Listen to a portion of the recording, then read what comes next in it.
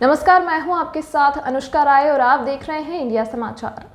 Ayodhya high court के आदेश का अनुपालन करते हुए प्राधिकरण उपाध्यक्ष व नगर आयुक्त विशाल सिंह ऐसे तमाम कुंडों व सागरों पर बने कॉलोनियों के ध्वस्त करने के लिए कमर कस रखी है।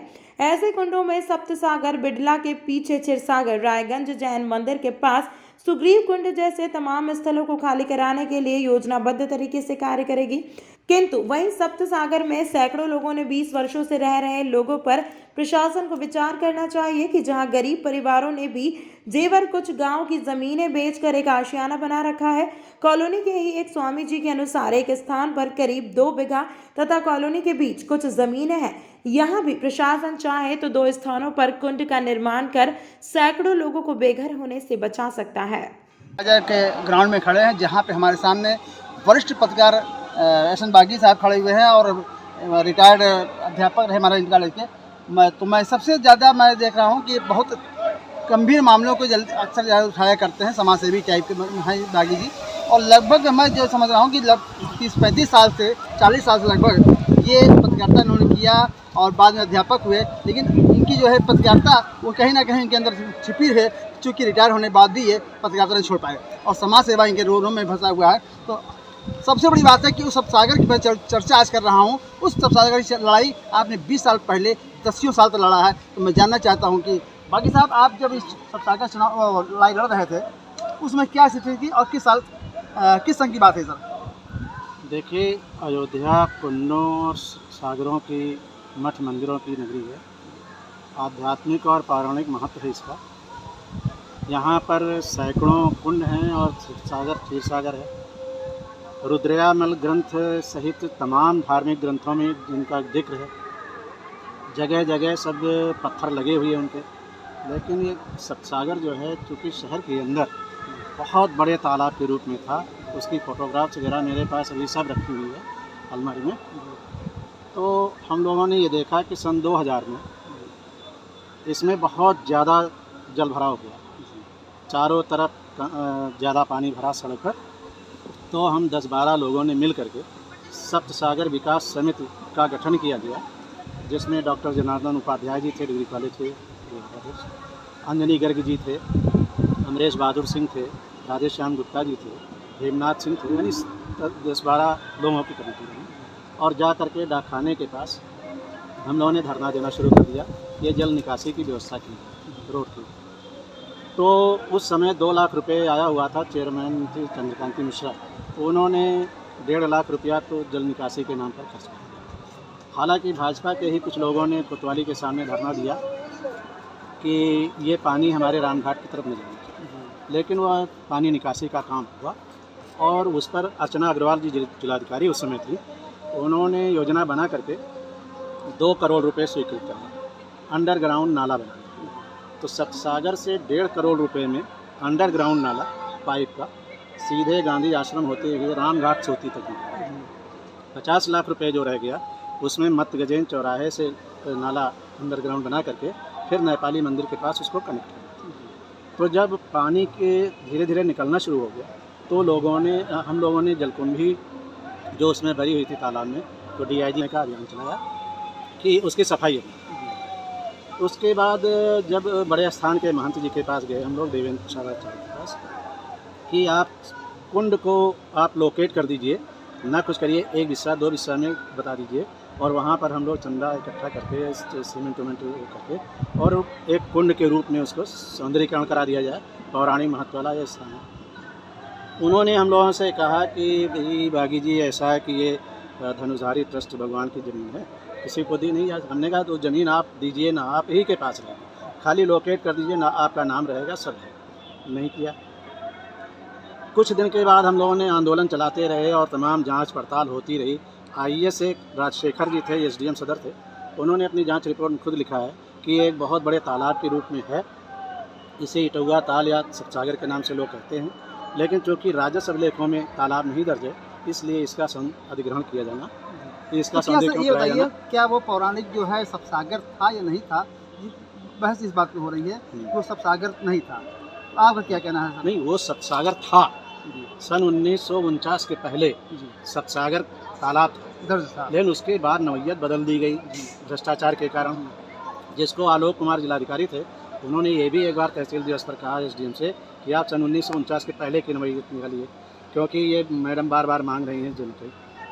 तो सब मिला करके अधिकारियों ने लीपापोती किया, उसको क्लियर नहीं किया, और वो परिणाम ये हुआ देवेंद्र सदाचार्य और दुर्गा पंडा जैसे लोगों ने, अयोध्या प्रसाद पंडा ने वो ज़मीन भूमाफियाओं को दे दी, जिसमें भाजपा, कांग्रेस, सपा, बसपा के सभी लोग थे।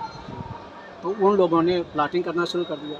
हमको बार बार धमकी भी मिली कि हट जाइए मैदान से, और लालच भी मिला, लेकिन हमने कहा हम लोग लड़ाई लड़ रहे हैं सब सागर को बचाने सर ये बताइए, इसमें गलती भूमधर जो उसका मालिक था उसका है, भूमा जो प्रॉपर्टी डीलर उनकी गलती? नहीं, भूम जो मालिक बड़े स्थान के मालिक थे उनकी गलती है, क्योंकि उन्होंने तालाब में ज़मीन नहीं दिया और उन प्रॉपर्टी डीलर दे दिया, डीलर को दिया, और उन्होंने पटाई करा करके जब बनवा दिया, बता दिया, प्लाटिंग होने लगी, तब अधिकारी क्या कर रहे थे? ये समाजवादी सरकार जब आई तो पवन पांडे के सरकार मंत्री थे, उस समय सड़क बन गई, सीवर लाइन पड़ गई, उसमें बिजली के खंभे गड़ गए, और प्लाटिंग सब हो गई, बिक्री हो गई।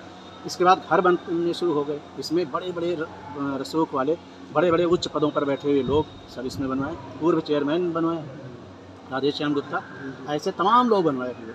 तो अब उस लड़ाई को हमने सन 2010 में ठंडा कर दिया। हमने देखा कि जब सबके घर बन गए, उनका कोई कसूर नहीं है, अधिकारियों का कसूर है। तो कॉलोनी बन गई और वो सब वही बनवाए हुए। तो अब उस लड़ाई को हमने सन 2010 में ठंडा कर दिया। हमने देखा कि जब सबके घर बन गए, उनका कोई कसूर नहीं है, अधिकारियों का कसूर है। तो कॉलोनी बन गई और वो सब वही वोटर भी हैं, सब हैं। तो उस लड़ाई को सन 2010 में सागर विकास समिति ख़त्म कर दिया हमने, भंग हो गई, और लड़ाई भी आपने लड़ाई भी। तो सर ये बताइए, आज जो है ध्वस्तीकरण का फिर उसमें प्रक्रिया शुरू हो रही है, और आज वहाँ हजारों मकान बना चुके हैं, तो क्या जायज़ है? अब वो सरकार जो करेगी, कुंडों और सरोवरों को बचाने के लिए सरकार जो करेगी उचित रहेगा, उसको बचाया जाना चाहिए। उस जो है पौराणिक चीज़ को बचाया जाना चाहिए। हाँ, लेकिन जिन लोगों ने बनवाया है उनका कोई कसूर नहीं है। जिन अधिकारियों ने रजिस्ट्री किया, प्राधिकरण का नक्शा पास किया, सड़क नाली बनवाया, उनको भी इसमें दंडित किया जाए। बिल्कुल, कि तालाब की ज़मीन पौराणिक क्यों ऐसा हो। ये अभी आज नहीं हुआ, 2010 में हमने लड़ाई बंद की, 12 साल और हो गए, और 2000 में शुरू किया था। तभी अगर सरकार चेतती तो आज 20 साल में वो कॉलोनी क्यों बन। तो अभी हमने एसएन बागी साहब से मैंने बात किया, अगर पहले ही सरकार चेत जाती, प्रशासन चेत जाता, तो आज यहाँ पे जो सैकड़ों मकान बन चुके हैं, जो बहुत से ऐसे गरीब लोग हैं कि अपने परिवार का जेवर गहना बेच करके उस ज़मीन को लेकर मकान बनाया है, वो स्थिति नहीं आती। इसमें गलती अगर किसी की है तो किसी प्रॉपर्टी डीलर की गलती नहीं है, किसी वहाँ रहने वाले की गलती नहीं है, गलती वहाँ के जो मालिक थे, भूमधारी मालिक, बड़े स्थान के मालिक का है गलती है, राजगोपाल जी का है, और यहाँ दुर्गा प्रसाद जो है उनकी गलती है। और सबसे बड़ी गलती अगर है प्रशासन की गलती है, जिन्होंने उन्होंने जो ही जब बागी जी हमारे जब युद्ध वहाँ पे उसकी लड़ाई लड़ रहे थे एक समिति बना करके, उस समय शासन नहीं चेती, उसमें प्रशासन नहीं चेती, उस समय यहाँ प्राधिकरण नहीं चेती, और आज जो है ध्वस्तीकरण का आदेश जो करना चाह रहे हैं, उस पर निश्चित बागी जी कहना है कि जो रह रहे हैं उनकी कोई गलती नहीं है, उनको वहाँ बाकी एक थोड़ा सा हिस्सा जो है तालाब के लिए निकालना पड़ेगा, तभी है जो है वहाँ के लोगों को इसको न्याय मिलेगा। होता है, हम उसी के थ्रू आए हुए हैं। हमारे पास रजिस्ट्री है, खारिज दाखिल है, हमको जो है विकास प्राधिकरण से स्वीकृति पत्र मिला हुआ है निर्माण के लिए, हमारा नक्शा पास है, हमको नजूल से भी एनओसी है, यहाँ विकास नगर निगम से, उस समय नगर पालिका थी, नगर पालिका से हमको मकान नंबर अलाट है, हम नगर पालिका को टैक्स दे रहे हैं, ये आप आरसीसी रोड दे रहे हैं। अभी मुश्किल से 6 महीने पहले ये बनी हुई है, ये विकास प्राधिकरण द्वारा ही बनाया गया है, और ये सब लाइटिंग वगैरह सारी सुविधाएं जब, और यहाँ सीवर भी अभी 6-7 महीने पहले ही डाली गई है। तो फिर इस हिसाब से ये अवैध कॉलोनी कैसे हो सकती है, या फिर यहाँ सब सागर का अस्तित्व है, तो ये पूर्व में ही जो यहाँ के आला अधिकारी थे उनको पूर्व में ही ज्ञात होना चाहिए। बिल्कुल। और अगर ये आज आपने कहा कि जो आला अधिकारी थे उनको पूर्व मालूम था कि ये सब सागर है, तो इस तरह से जब मकान का यहाँ निर्माण हो रहा था या जो प्लाटिंग हो रही थी, उस समय आप क्यों नहीं रोके? इसमें सबसे बड़ा दोषी, मैं तो नहीं जानता हूँ कि प्रॉपर्टी डीलर होगा, सबसे बड़ा दोषी जो है वो शासन था, प्रशासन था। प्रशासन के बाद जो रेवेन्यू ऑफ बोर्ड का जो होता है, और ऐसे में अभी हमारे गुप्ता जी हैं, क्या सर क्या आप कहना चाहते हैं? आप भी रहते हैं? जी, मेरा भी मकान है यहाँ, जी चंद्रावती वर्मा के नाम से। जी मेरी दाखिल खारिज है, बैनामा है, और नक्शा पास है 3 मंजिल का, बैंक फाइनेंस भी है, उसके बावजूद भी आज ये स्थितियाँ सीधा बात है, शासन से कोई चाहिए, प्रशासन को चाहिए कि हजारों लोग के मकान बने हुए हैं, इनके विषय में विचार करें और जहाँ पे जो एक योजना जो आपकी जो है वो उसको ध्वस्त कीजिए, ध्वस्तीकरण कीजिए का जो है एक सपना था, आप सोच रहे हो, एक जो प्लानिंग लेके आए हो उसको आप यहाँ से खारिज कीजिए। क्योंकि यहाँ पे हजारों, एक आदमी का सवाल नहीं है, हजारों लोगों का सवाल है। यहाँ पे लोग रह रहे हैं, एक अरसे रह रहे हैं, इन पर विचार करना पड़ेगा। अयोध्या से नीरज श्रीवास्तव, धर्मेंद्र सिंह के साथ उस चीज़ को छिपाया गया है, लेकिन यहाँ के लोगों ने जिन्होंने मकान बनवा लिया है, अब उसका क्या इसका हल निकलेगा, ये प्रशासन सोचना पड़ेगा। आप क्या कहना चाहते हैं सर? हम सिर्फ ये कहना चाहते हैं कि अगर ये तालाब के स्तर मान लीजिए प्रशासन के अंदर, तो 20-22 साल पहले से जब हम लोग रजिस्ट्री कराने गए, कलम रजिस्ट्रार ने पहले उसको 12 साल से देखा, उसके बाद अगर कलम वो ज़मीन फ्रेश थी तभी तुम्हारे नाम पे उसने रजिस्ट्री किया। अगर रजिस्ट्री हो गई उसके बाद तहसील में एक प्रोसेस होता है कलम दाखिल खारिज का, उनका नाम हटा के हमारा नाम अंकित करने का। यदि कलम तहसील को भी ये लगता था कि हाँ ये तालाब है, तो उन्होंने मेरा नाम दाखिल खारिज में क्यों रखा? यदि तालाब था तो उसको उनको वहीं पे हमारा नाम रिजेक्ट कर देना चाहिए, ऑब्जेक्शन कर देना चाहिए था। जब वो 35 दिन के प्रोसेस के बाद जो भी होता है कि हाँ यहाँ कलम चस्पा किया जाता है, उसके बाद प्रोसेस होता है कि हाँ ज़मीन विवादित नहीं है, तब वो तहसीलदार जो है वो नाम कहने मतलब है कि इसमें जो है कभी जो है रेवेन्यू की है, रेवेन्यू की गलती किसकी गलती है? अब भाई वो सरकार की गलती है, उसका सजा हमको नहीं मिलना चाहिए। और आपको जो है यहाँ पे जो है दंड आपको मिल रहा है, क्योंकि आपने लाखों रुपए लगा करके उस मकान बनवाया है। अगर आपकी ध्वस्तीकरण हो रही तो जितना पैसा आपने लगाया है विद ब्याज सहित आपको मिलना चाहिए। पहली बात तो ऐसा करना ही नहीं चाहिए, क्योंकि ये होना ही नहीं चाहिए प्रोसेस, क्योंकि गवर्नमेंट ने अगर किया है तो उस चीज़ को प्रोसेस को वो ला के 30 साल बाद किसी के ऊपर थूकना नहीं। जैसे बहुत से कुंड को जो है पाट करके मकान बना दिया गया है, मायावती शासन काल में तमाम लोगों को ध्वस्तीकरण किया गया है। तो अगर एक ऐतिहासिक चीज को ध्वस्त किया जा रहा है या ऐतिहासिक चीज को बचाया जा रहा है, इसमें दोष क्या है? देखिए पहली बात तो इसके 10 साल पहले एक कमिश्नर का आदेश आया था कि यहाँ पे सतसागर के नाम का कोई गाटा है।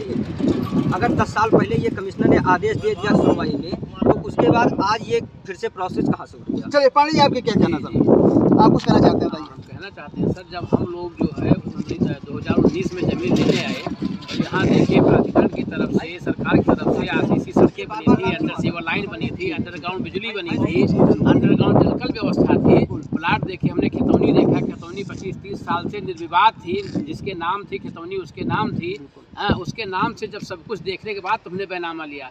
ये तालाब होता तो यहाँ प्राधिकरण जो है सड़क, बिजली और लाइन और जलकल विभाग सारी व्यवस्था न करता। तो हम सब कुछ देख करके एकदम फ्रेश देख करके हम लोगों ने नक्शा पास कराया, फिर मकान बनवाया। अब मकान में रह रहे हैं। हमने खतौनी भी 30-40 साल की देखी, तो जिस व्यक्ति के नाम से लिए थे उसी के नाम खतौनी थी। चाहे प्रॉपर्टी डीलर हो, कोई भी हम बिचौलिया हो, बिना बिचौलिया की ज़मीन नहीं मिलती है। हाँ, तो बिचौलिया की वही हम नहीं जिम्मेदार ठहराएंगे। ज़मीन देखे, स्वयं देखे, तहसील प्रशासन में जा करके वहाँ मुख्यालय पे वहाँ हमने मुआयना किया, वो खतौनी फिर दिखाई दी कि उसके नाम ज़मीन है। जो रही बात ये सबसागर की, तो सबसागर नाम है, नाम अयोध्या नाम है जिसके नाम से, तो नाम किसी के नाम हो सकता है, उसके नाम खतौनी कभी। तमाम महत्वपूर्ण खबरों के लिए देखते रहिए इंडिया समाचार।